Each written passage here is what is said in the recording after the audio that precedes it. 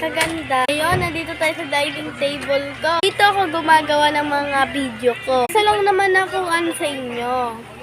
Isa lang, konting-konti lang. Like niyo yung video ko, saka isubscribe niyo ako at mag-comment kayo. Hindi ko na lang nakikita sa comment section, wala nagko-comment.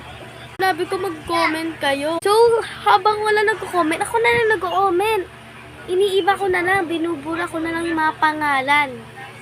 Eh, bakit naman kayo ganyan? Di ba ginawa ko sa inyo? Sabi ko, mag-comment kayo na ito, yan, bubuksan ko yan. Kahit wala nagko-comment. Ito pa, di ba sabi ko magdo-drawing ako dyan, kaya mag-comment kayo? Mga ante, bakit di ba kayo nagko-comment? Mga kaganda, mag-comment na kayo. Kung maganda talaga kayo, kailangan nyo mag-comment. Like and subscribe. Inyo, ano ba ito, pilingera? Sabi naman kayo, mga kaganda. Dining table.